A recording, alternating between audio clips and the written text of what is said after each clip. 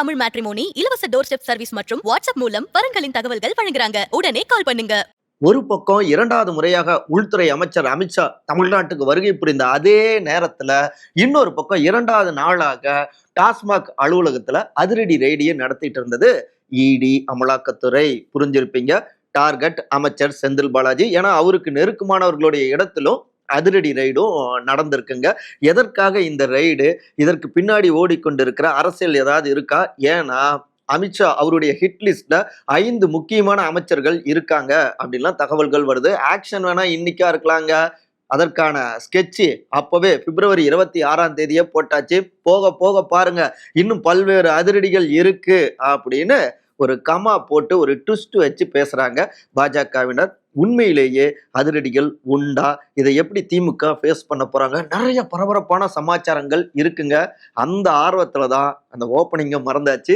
அன்பிற்கினிய நெஞ்சங்களுக்கு இனிய இனிய வணக்கங்கள். இந்த பரபரப்பான பின்னணிகளை இன்றைய நம்முடைய இளங்கோவன் எக்ஸ்பிளைன்ஸ்ல விரிவாக அலசலாம். நாடுங்கள் சகோ சே த இளங்கோவன். நிகழ்ச்சிக்கு போகலாம். செந்தில் பாலாஜிக்கு செக் வைக்கும் இடி. திமுக அரசுக்கு அமித்ஷா போடும் லாக். 2ஆம் நாளில் அதிரடி ரெய்டு. ராணிப்பேட்டை மாவட்டம் தக்கோலத்துல சிஐஎஸ்எஃப் உடைய 56வது ஆண்டு எழுச்சி தின கொண்டாட்ட விழா இருக்கு இல்லைங்களா? அதற்காக 2வது முறையாக தமிழ்நாட்டுக்கு வந்திருந்தாரு உள்துறை அமைச்சரான திரு அமித்ஷா. இன்றைக்கு மார்ச் 7ஆம் தேதி காலையிலேயே வந்திருந்தாரு. அந்த விழாவிலையும் பங்கெடுத்து விட்டு திரும்பி விட்டார், ஊர் திரும்பி விட்டார். அதே நேரத்துல 2வது நாளாக டாஸ்மாக் தலைமை அலுவலகத்திலும் அதிரடி ரெய்டியும் நடத்தி கொண்டிருந்தாங்க இடி, அமலாக்கத்துறைங்க. டாஸ்மாக் தலைமை அலுவலகம் அப்ப எந்த துறை? புரிஞ்சிருப்பீங்க, மதுவிலக்கு ஆயத்தீர்வை துறை. புரிஞ்சிருப்பீங்க. அதோடு சேர்த்து மின்சாரத்துறைக்கும் அமைச்சராக இருக்கக்கூடியவர் திரு செந்தில் பாலாஜி. அவருடைய துறை சார்ந்த அலுவலகத்துல தான் இடி அதிரடி ரெய்டும் நடத்தியிருக்காங்க. அங்க மட்டும் கிடையாதுங்க. நேற்றைக்கே மார்ச் 6ஆம் தேதியே பார்த்தோம்னா சென்னை, விழுப்புரம், கரூர் உள்ளிட்ட பல்வேறு பகுதிகளிலையும் தமிழ்நாட்டை சார்ந்த 20க்கும் மேற்பட்ட முக்கியமான இடி அதிகாரிகள் அதிரடி ரெய்டையும் நடத்தியிருந்தாங்க அமலாக்கத்துறையினர். அவங்களுக்கு பாதுகாப்பாக சிஆர்பிஎஃப் போலீஸாரும் கூட வந்திருந்தாங்க. ஏன் அப்படின்னு புரிஞ்சிருப்பீங்க. ஏற்கனவே இந்த மாதிரி ரெய்டு நடந்தப்ப சில அசம்பாவிதங்கள்லாம் அரங்கேனது. அதெல்லாம் தவிர்க்கணும் அப்படிங்கிறதுக்காக தான் இப்ப பாதுகாப்புக்கும் வந்திருக்காங்க. இதுவே இந்த விஷயத்த எவ்வளவு சீரியஸாக அமலாக்கத்துறை பாக்குறாங்க அப்படிங்கிறதுக்கான ஒரு சின்ன உதாரணம்ங்க. சரி, கரூர்ல குறிவைத்து ரெய்டை நடத்தியிருக்காங்க இல்லையா? யாருடைய இடங்கள்ல அப்படின்னு பார்த்தா ரொம்ப முக்கியமானது சக்தி மெஸ் உரிமையாளரான திரு கார்த்திக், கொங்கு மெஸ் உரிமையாளரான திரு மணி, அரசு ஒப்பந்ததாரரான திரு சங்கர் ஆகிய 3 பேருடைய இடங்கள், வீடுகள்ல தான் அதிரடி ரெய்டையும் நடத்தியிருக்காங்க அமலாக்கத்துறை. அங்க மட்டும் கிடையாது. திமுகவில் மிக முக்கியமானவருமான சீனியருமான நாடாளுமன்ற உறுப்பினரான திரு ஜெகத்ரட்சகன் அவங்களுடைய தரப்புக்கு சொந்தமான மதுபான தயாரிப்பு நிறுவனங்களான அக்கார்டு, எஸ்டிபிஐ அலுவலகத்திலும் இந்த அதிரடி ரெய்டு நடத்திட்டு இருக்குங்க. அதிகாரிகள் நடத்தியிருக்காங்க. இதுல விடிய விடிய இந்த சோதனை நடந்திருக்கு. பல்வேறு முக்கியமான ஆவணங்கள்லாம் எடுக்கப்பட்டிருக்கு அப்படின்னும் அமலாக்கத்துறை வட்டாரங்கள்ல இருந்தும் தகவல்கள் வருதுங்க. இதுல 2வது நாளான இன்று நாடாளுமன்ற உறுப்பினர் திரு ஜெகத்ரட்சகன் அவருக்கு சொந்தமான அக்கார்ட் டிஸ்டில்லர்ஸ் அண்ட் பிரேவர்ஸ் பிரைவேட் லிமிடெட், அப்புறம் 1000 விளக்கு பகுதியில் இருக்கக்கூடிய எஸ்என்ஜே நிறுவனங்கள், இங்கெல்லாம் அமலாக்கத்துறை துருவி துருவி தங்களுடைய சோதனையும் நிகழ்த்தியிருந்தாங்க. இப்படி திமுகவுடைய முக்கிய புள்ளிகள், அவங்களுடைய ஆதரவாளர்கள், அவர்களை குறிவைத்து நடத்தப்பட்டிருக்கிற இந்த அதிரடி ரெய்டு தான் அரசியல் அரங்குல எக்கச்சக்கமான பரபரப்பையும் பல்வேறு கேள்விகளையும் உருவாக்கி இருக்குங்க. சரி, எதற்காக இந்த ரெய்டு? இதனுடைய பின்னணி என்ன அப்படின்னு விசாரிச்சு பார்த்தோம்னா, அமைச்சர் செந்தில் பாலாஜி அவருக்கு தொடக்கத்துல இருந்தே எல்லாமுமாக இருப்பது, அவருக்கு முக்கியமான ஒருவராக இருப்பது அவருடைய நண்பரான திரு சங்கர் ஆனந்த் தாங்க.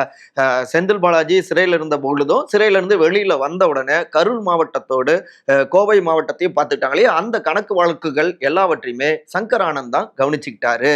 அவருடைய விரல் அசைவுக்குங்க பல்வேறு துறைகளிலும் அதிகாரம் இருப்பதாகவும் சொல்லப்படுதுங்க. அந்த அளவுக்கு செல்வாக்கு மிக்கவர். இவை எல்லாவற்றையுமே மோப்பம் பிடிச்சுதான் அட்லாஸ்ட் அவங்களுடைய டீமுக்கு செக் வைக்க தொடங்கியிருக்கு அமலாக்கத்துறை.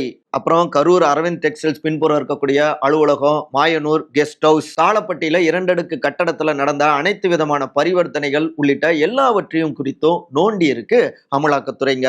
அது மட்டும் இல்லைங்க, சென்னையில மின்வாரிய அதிகாரியான திரு காசி அவருடைய இடங்கள்லயும் சோதனை நடத்தியிருக்காங்க. இந்த சோதனைகளுடைய தொடர்ச்சியாக அடுத்த கட்டமாக சென்னையில் இருக்கக்கூடிய சங்கர் ஆனந்துடைய சகோதரர் திரு சசிகுமார் அவரையும் அவங்க டீமையும் விசாரணை வளையத்துக்குள்ளார கொண்டு வரலாம் அப்படின்னு ஒரு திட்டம் இருக்குங்க அமலாக்கத்துறைக்கு. ஏன்னா இந்த சசிகுமார் இருக்காரு இல்லையா, அவர் தான் மேலெடுத்து உறவு புள்ளி தரப்பு இருக்காங்க இல்லையா, அவங்களுடைய தொழில்கள் தேவைகள் எல்லாவற்றையுமே கவனிச்சுட்டு வராரு. ஸோ இவரை லாக் போட்டா அவங்கள அவங்களுக்கும் லாக் போடுற மாதிரி அப்படின்னு அடுத்த கட்ட ஆக்ஷனுக்கும் தயாராகி கொண்டிருக்கு அமலாக்கத்துறை அப்படின்னு இந்த பின்னணிகள் எல்லாவற்றையுமே நம்முடைய ஜூனியர் விகடன் கழுகார்கிட்ட பகிர்ந்துக்கிறாங்க. இடி அதிகாரிகள், சில முக்கியமான அதிகாரிகள். ஜெகத் ரட்சகன் தரப்புக்கு அணை போடும் அமலாக்கத்துறை. அரசுக்கு சரக்கு சப்ளை செய்கின்ற எஸ்என்ஜே அக்காடு நிறுவனங்கள்ல ரெய்டு நடத்தப்பட்டிருக்கு இல்லைங்களா. இதுல எஸ்என்ஜே உடைய உரிமையாளர் திரு ஜெயமுருகன். யார் அவர் அப்படின்னா, முன்னாள் முதலமைச்சர் மறைந்த திரு கலைஞர் மு கருணாநிதி அவர்களுடைய திரைப்படங்களை தயாரிச்சவரு. இன்னொரு பக்கம் அரக்கோணத்துடைய நாடாளுமன்ற உறுப்பினரான திரு ஜெகத் ரட்சகன் திமுக எம்பி, அவருக்கு சொந்தமானதுதான் அக்காடு நிறுவனம். இப்படி ஆளும் தரப்புக்கு மிக நெருக்கமான நிறுவனங்கள்ல தான் இப்ப ரெய்டு நடத்தப்பட்டிருக்குங்க. இந்த இரு நிறுவனங்களுமே பார்த்தோம்னா டாஸ்மாக்கு சுமார் 30% அளவுல மது வகைகளையும் 38% அளவுல பீர் வகைகளையும் சப்ளை செஞ்சிட்டு இருக்காங்க. இதுலதான் ஏதாவது முறைகேடுகள் நடந்திருக்கா, துறை ரீதியிலான அமைச்சர் செந்தில் பாலாஜி அவங்களுடைய தரப்புக்கு ஏதாவது தொடர்பு இருக்கா என்பது உள்ளிட்ட எல்லாவற்றையுமே விசாரிப்பதற்காகத்தான் முதற்கட்டமாக இந்த நிறுவனங்கள்ல ரெய்டும் நடத்தியிருக்கு அமலாக்கத்துறை. மேலும் அதுல கிடைத்த சில தகவல்களின் அடிப்படையில தான் எழும்பூர்ல இருக்கக்கூடிய டாஸ்மாக் அலுவலகத்திலும் ரெய்டு நடத்தியிருக்காங்க. அங்கு டாஸ்மாக் கொள்முதலிலும் பணியாளர்கள் டிரான்ஸ்பர்லயும் நடந்த முறைகேடுகள் குறித்தும் சில ஆவணங்கள் சிக்கியிருக்கு. அதை அடுத்துதான் அம்பத்தூர்ல இருக்கக்கூடிய டாஸ்மாக் கிடங்குக்குள்ளாரையும் நுழைஞ்சிருக்காங்க. சோ இப்படி இன்ச் பை இன்ச்சாக நகர்ந்து ஏதாவது சிக்குமா அப்படின்னு அப்படியே கழுகு பார்வையோடு சோதனைகள் நடத்தப்பட்டு கொண்டிருக்கு.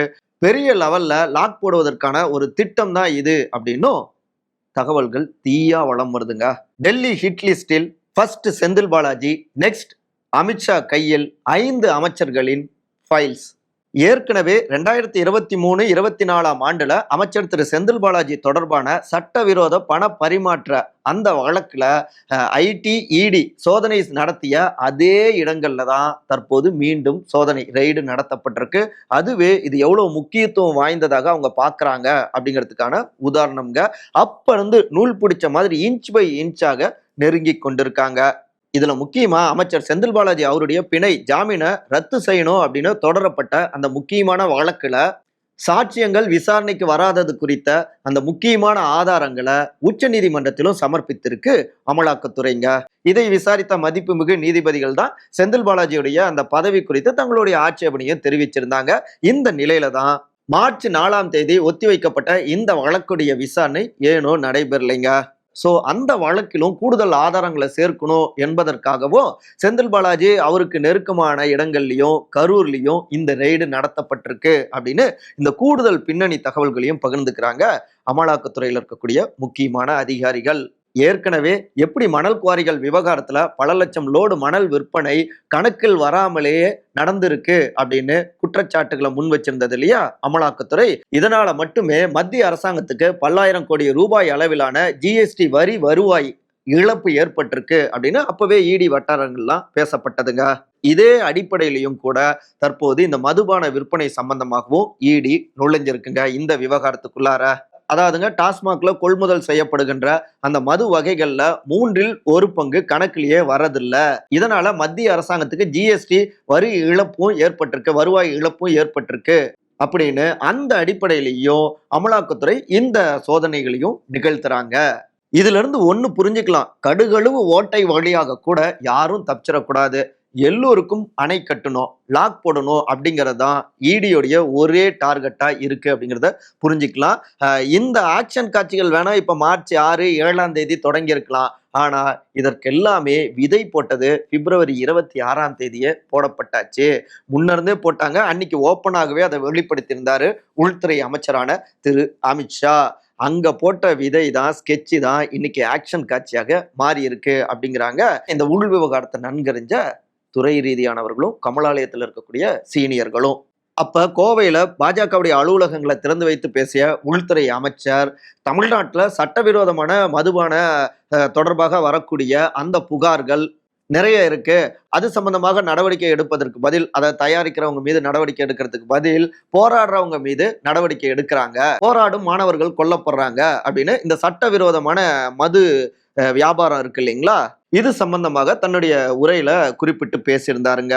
அப்பவே அமைச்சர் செந்தில் பாலாஜியுடைய துறைக்கு ஃபர்ஸ்ட் செக் வச்சிட்டாரு. அடுத்ததாக சட்டவிரோத செம்மண் முறைகேட்டுல ஒருத்தர் ஈடுபட்டிருக்காரு, வருமானத்துக்கு அதிகமாக சொத்து சேர்த்தல் வழக்குல ஒருத்தர் சிக்கி இருக்காரு, ஒருத்தர் நிலக்கரி ஊழல்ல தொடர்புடையவர், ஒருத்தர் 6000 கோடி CRIDP திட்டத்துல அவருடைய பெயரும் அடிபடுது, குற்றச்சாட்டுகள் முன்வைக்கப்படுது. அப்புறம் இன்னொருத்தர் உங்களுக்கு தெரியும், வேலைக்காக பண மோசடியில ஈடுபட்டவர் அப்படின்னு திமுகவுடைய அமைச்சர்களுடைய பெயர்களை சொல்லாம யார் யாரெல்லாம் இருக்காங்க அப்படின்னு பட்டியலிட்டு பேசினாரு அமித்ஷா. அதாவது அவருடைய அடுத்த ஹிட் லிஸ்ட்ல இந்த 5 அமைச்சர்களும் இருக்காங்க அப்படிங்கிறாங்க கமலாலயத்து சீனியர்கள். ஸ்டாலினுக்கு எல்லா இடங்களிலும் செக், இதுதான் அமித்ஷாவின் ஆபரேஷன். பாஜக வெர்சஸ் திமுக இந்த போர் தேர்தலில் மட்டும் கிடையாது, எல்லா நேரங்களிலும் பல நேரம் வெடிக்கும். ஏன்னா கொள்கை சார்ந்த போராகவும் இது பார்க்கப்படுது. 2 பேரும் வெவ்வேறு சித்தாந்தங்களோடு பயணிச்சிட்டு இருக்காங்க. அந்த வகையில சமீபத்தில் பாஜகவுக்கு பெரும் குடைச்சல்களை கொடுத்து கொண்டிருக்கிறார் முதலமைச்சர் திரு மு.க. ஸ்டாலின். முக்கியமாக அவர் கையில் எடுத்திருக்கக்கூடிய மும்மொழி கொள்கைக்கான எதிர்ப்பு, மறைமுக இந்தி திணிப்புக்கு எதிரான எதிர்ப்பு, குறிப்பாக நாடாளுமன்ற தொகுதி மறுவரையறை டீலிமிட்டேஷன், அதற்கு எதிரான தென்னிந்திய அளவுல இப்ப அவர் முன்னெடுத்திருக்கின்ற அந்த கூட்டு நடவடிக்கை குழு, ஒவ்வொன்றும் ஸ்கெட்ச் போட்டு அவர் செய்தது எல்லாமே பாஜக தரப்ப இன்னொரு பக்கம் பதற வைத்து கொண்டிருந்தது. இவை எல்லாவற்றுக்கும் சரியான பதிலடி கொடுக்கணும் அப்படின்னு பாஜக தரப்பிலும் அப்பவே ஆக்ஷன் காட்சிகளுக்கான அந்த பேஸ்மெண்ட் எல்லாம் போட ஆரம்பிச்சிட்டாங்க. முக்கியமாக தமிழ்நாட்டில் தேர்தலுக்கு இன்னும் ஓராண்டு இருக்கிற நேரத்துல தமிழ்நாட்டில் இருக்கக்கூடிய முக்கியமானவர்களை டார்கெட் செய்யறாங்க.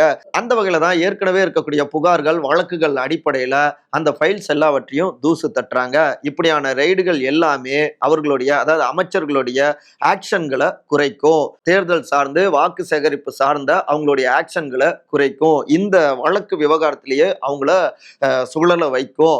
ஸோ அவங்களுடைய கவனத்தை இந்த பக்கம் திருப்புவது, இன்னொரு பக்கம் பொருளாதார ரீதியாக திமுகவுக்கு வலிமையாக இருக்கிறவர்களையும் அந்த விசாரணை வளையத்துக்குள்ளார கொண்டு வருவது, செக் வைப்பதன் மூலமாக அங்கேயும் ஒரு லாக் போடலாம்.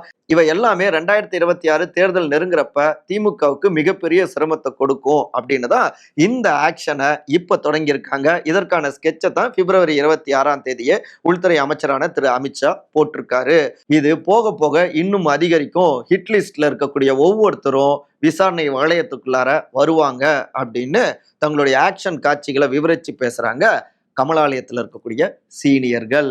இதெல்லாம் புரிஞ்சுக்கிட்டு தான் திமுக தரப்புல இருந்தோம் இங்க மறைமுகமாக இந்தி திணிப்பு கொண்டு வராங்க, நமக்கு தேவையான சேர வேண்டிய அந்த நிதியை கொடுக்க மறுக்கிறாங்க, இதற்கு எதிராக தமிழ்நாட்டு மக்கள் போராடுறாங்க, திமுகவினர் தலைமையில அவங்க முன்னெடுத்துக்கிட்டு இருக்காங்க. இதெல்லாம் தடுக்கணும், திருப்பணும், திசை திருப்பணும் அப்படிங்கிறதுக்காகத்தான் வேண்டுமென்றே இப்படியான ரெய்டுகளை ஏவுறாங்க.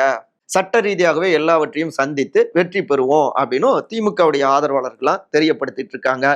அந்த வகையில ஆபரேஷன் சவுத் என்று முதலமைச்சர் திரு மு.க. ஸ்டாலின் வெர்சஸ் உள்துறை அமைச்சர் திரு அமித்ஷா 2 பேருக்கு இடையிலான அந்த உக்கிரமான போர் மேலும் மேலும் அனல் மூட்ட தொடங்கியிருக்குங்க. போக போக பரபரப்புக்கு பஞ்சம் இருக்காது. அடுத்து என்ன கிடைக்குது அப்படிங்கிறத அடுத்த காணொலியில விரிவாக பார்க்கலாம். மற்றபடி இதே போன்ற அரசியல் சார்ந்த காணொலிகளை காண விகடன் டிவியை சப்ஸ்கிரைப் பண்ணுங்க. மறக்காம உங்களுடைய சிறந்த கருத்துக்களை கருத்துரை பகுதியில் பதிவு செய்யுங்க. அனைவரும் அன்பால் ஒருங்கிணைந்திருப்போம். நன்றி, வணக்கம். அனைவருக்கும் இனிய உழைக்கும் மகளிர் தின நல்வாழ்த்துக்கள். பெண் ஆண் சமம் என்கிற சமூகம் அமைய அனைவரும் ஒருங்கிணைந்து பாடுபடணும். மகன் அல்லது மகளுக்கு வரன் பாக்குறீங்களா? ரொம்ப பிரைவசியா வரன் அமைத்து தர இலவச டோர் ஸ்டெப் சர்வீஸ், வாட்ஸ்அப் வசதி என பல புதிய சேவைகளை வழங்க காத்திருக்கிறது உங்கள் தமிழ் மேட்ரிமோனி. இன்றே தொடர்பு கொள்ளுங்கள்.